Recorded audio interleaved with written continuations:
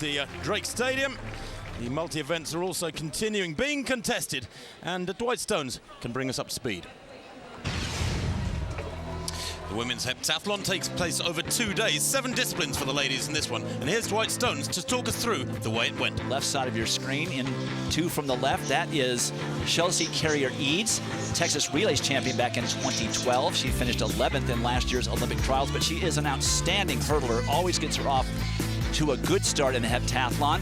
And she has the best time of the day, 12.91 good for 1,138 points. Well, Carrier-Eads doesn't have the A standard, but making the most of that first discipline, leading by 20 points after 1 event. Moving on to the second event of the day, the high jump. This is Betty Wade. She was 4th at the Olympic trials last summer, just missing the team to London. She is a 6-foot-plus performer in the high jump, very aggressive on the run-up, and this, her attempt at 5.11 1/4. You can see she has a lot more in her potentially when she focuses a little more time on this event. Sharon Day was actually an Olympian in the high jump back in 2008, but has changed over to heptathlon. Former NCAA champion in the high jump for Cal Poly San Luis Obispo. Day finishing 16th in the London heptathlon, and on her 3rd attempt at 6.2 3/4, she clears. It's one of her better heptathlon performances in the high jump in some time. After 3 events, Sharon Day had extended her lead in the shot after that high jump and leading with 2,929 points from Betty Wade. And Sharon Day really does have an advantage in the throw. She's a good thrower.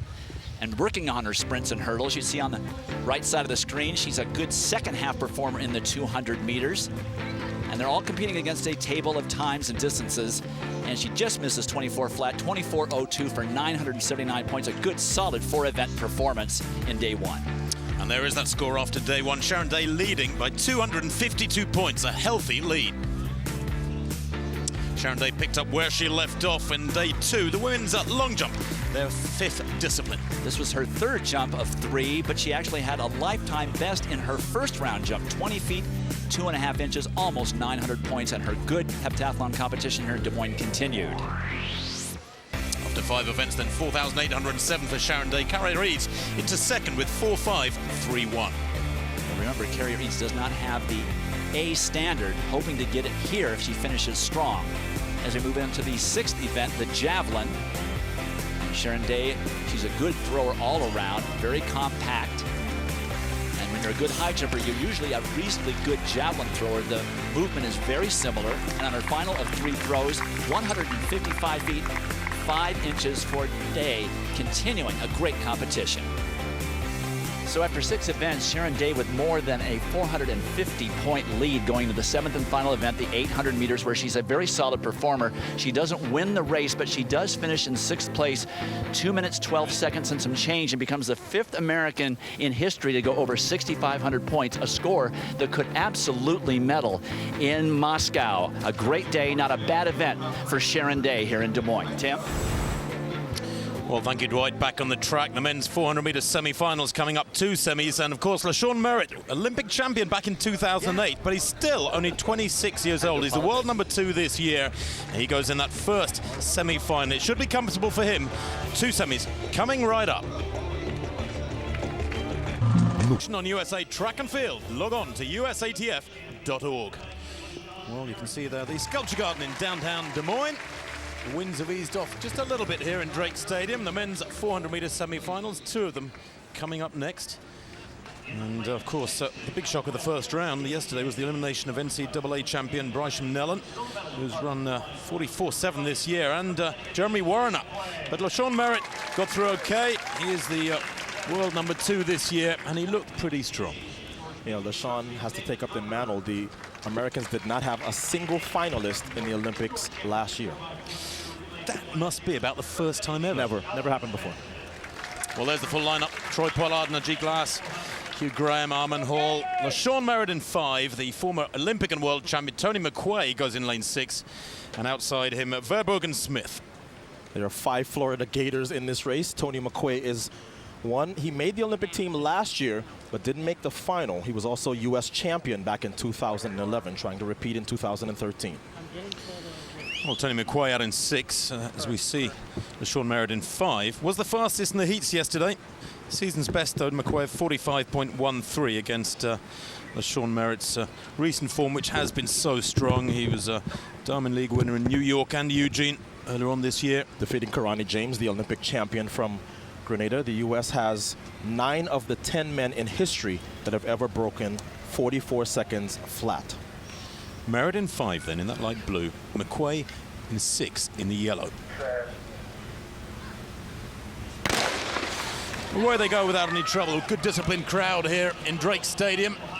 And they go off very hard. Certainly McQuay has gone off like a frightened rabbit, chasing hard.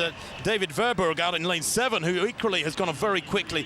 But LaShawn Merritt there in that blue has got that lovely high knee galloping style in the light blue vest. He usually runs a very steady race, just holds his form well. And it's all about who can decelerate the last bit down the home straight. Yeah, and because of his experience being a former Olympic and world champion, Merritt is going to be unfazed by what McQuay did. And now here they are with 70 meters to go. Well, Merritt looking very strong, just easing past, pumping hard with the arms as he pulls away by meters and meters from McQuay. Coming through strongly as Verburg, very tight for second and third places. But I think Armin Hall in lane 4 coming through in the black for the 4th qualifying spot. It was lanes 4, 5, 6 and 7 who got those 4 spots for tomorrow's final. But he looked strong, didn't he? And 44.36 there. That is some time. So pretty quick time, and there was plenty more to come from him, Addo. There's LaShawn Merritt. He too has a lot left in reserve. I used to enjoy watching Quincy Watts because of his high knees, and this guy is no different. He has such great sprint form, very rarely breaks from perfect mechanics. And look at how much he takes off of this and still runs 44.35. 44.36 it's now been corrected to. But clearly this is somebody who is capable of running much, much faster. Well, that is quite frightening, isn't it? We can take a look at a confirmation of that result. Merritt's indeed 44.36. I wonder if it'll be as fresh tomorrow. McQuay, Verburg also going through with Hall in 4th place. 44.82 for 4th. And Lewis is with LaShawn Merritt. Well, what does 44.36 tell you in this semifinal? The guy he is feeling good. Go back and rest. Get ready for tomorrow. Feeling good. We'll see you then. Okay. All right, Tim. Well, I think Natasha Hastings still holds the record for the most out-of-breath interview, but LaShawn Merritt very happy indeed there with his form, and he knows he's got to come back and do it again tomorrow. Stay with us for the second semi. Well, there's the county courthouse in downtown Des Moines, and the weather improving, I think, if the performances in the track are anything to go by here in Drake Stadium. Blue skies above us, it's 90 degrees Fahrenheit, and the wind, which has been so strong over the last couple of days, just beginning to ease off. It has to have been, because in that first semi-final of the 400, LaShawn Merritt, 44.36, a season's best. The second semi, athletes out on the tracks. There's the flags, but they are just flapping around in the wind, aren't they? They were out horizontal virtually for most of the day prior to about an hour ago. There is Josh Mance, goes in lane 5. And with the withdrawal, as you said, well, the non-qualification of Bryshon Nellam, there's only one American under 45 seconds this year. So Mance and company have to step it up to contend with the likes of Karani James and the rest of the world. Okay, good job, guys. Thanks. Well, there's Manuel Mitchell, he goes in lane 4. And he will be strong too. 44.96 last year. By the way, McQuay, 44.72 for second place in that first semi. There's the full lineup. Joey Hughes, William Herriott, Bryson Spratling, Manuel Mitchell, Josh Mance, Michael Berry, James Harris, and Torin Lawrence on the outside. And covering the 4x4s in London, I was remarking at how slowly Manuel Mitchell was going out. He had broken his leg at 200 meters. Finished nonetheless. The U.S. went on to win silver in the Olympic final. He's the guy. He got an award for that, I think. As well he should have. I might have stopped. I would have stopped. Mitchell in 4, Mance in 5.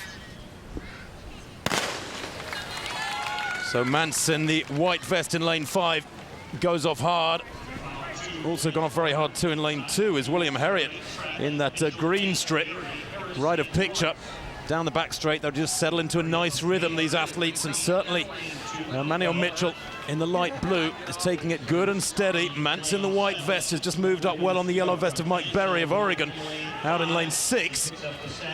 And Mance is very strong, and you notice that this is a trend. If you work that third of these 400-meter dashes, look at the result. Mance comes off with the lead, and now here comes the pack, including Berry back at him. This is going to be much tighter. It's still Mance leading, and the yellow coming back is Berry. Great finishing straight from Berry, but Mance taking it there, and out on the outside, Torin Lawrence, I think, grabbing second spot. That was a good run. 45-22. Very, very different race in its nature from the first semi. Remember, 44-36. I mean, goodness me, LaShawn Merritt almost a second quicker than in that second semi-final. The flags to our right are hanging vertically. There's very little breeze in Drake Stadium right now. That's a very good point. Here is Josh Mance in lane 5. You make a very good point there, Tim. The contrast between how much effort Josh Mance had to put into this semifinal and what we just saw from LaShawn Merritt might as well be night and day. There's Mike Berry in lane 6 with the Oregon colors on him. Mance is able to hold him off, but a lot of work to run 45-23. Nonetheless, he is into the final. And as I said, big gaping hole in that U.S. team. Merritt is certainly the favorite, but who will make up those other 2 spots? Could be Mance. Well, we can take a look at the top 3 there. It is the first 4 who go through by right. Remember, to tomorrow's final. Josh Mance, Torin Lawrence, and Michael Berry. And in 4th place was Harris Jr., 45-47. 0.24 of a second, covering the first 4 in that second semi-final. There are the 8 finalists: Merritt, McQuay, Verberg, Hall, Mance, Lawrence, Berry, and Harris. And no, he wouldn't get any prizes for putting just a few bob on a little bit of money on LaShawn Merritt. He was a class apart in those semi-finals. Well, the women's semi-finals of the 800 meters, 2 laps of the track are coming right up. Alicia Montano goes in the first semi-finals. Middle distance action just minutes away. The World University Games are on ESPNU starting July 9th. See Team USA's brightest stars in track and field compete against the world's top competition in Kazan, Russia. The World University Games track and field coverage begins Tuesday, July the 9th on ESPNU. The decathletes got underway today, the first of 2 days of competition, one which featured the Olympic champion and world record holder Ashton Eaton, something of an American hero. And indeed, the Olympic silver medalist and reigning world champion Trey Hardy also in the contest. And they were in the same heat of the 100 meters, and Coach Harry Mera, Ashton's coach, said he barely even warmed up for this event, still ran 10:48 and out to an early lead. Second event is the long jump, and Eden is the world record holder in this event in the decathlon. In fact, he jumped far enough at the Olympic trials last year, he could have made the U.S. team in the long jump. He's working on his skills with 7 weeks still left until the World Championships. And here on his first jump, he does get out to 24 feet, 4 inches. He has jumped over 27 feet.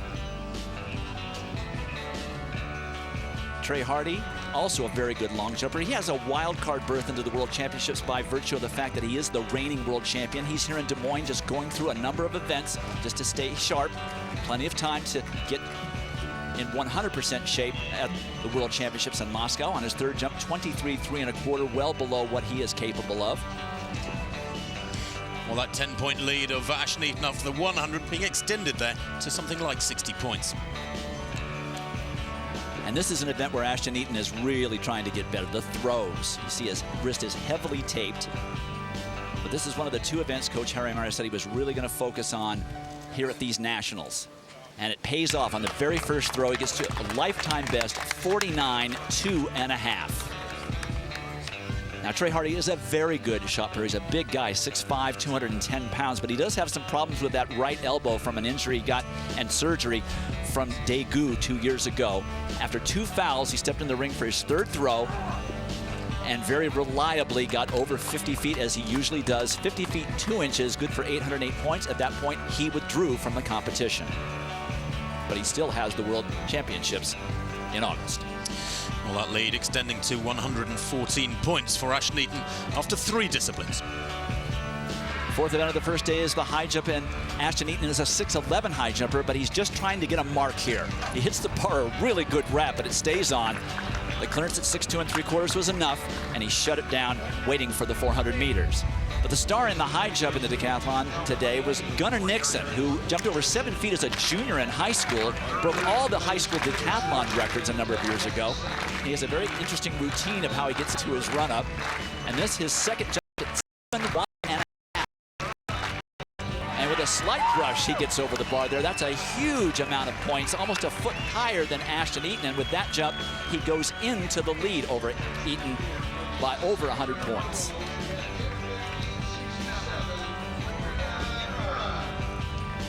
And onto the 400, Ashton Eaton knowing he's got a fight on his hands with Gunnar Nixon, the youngster, in lane 2.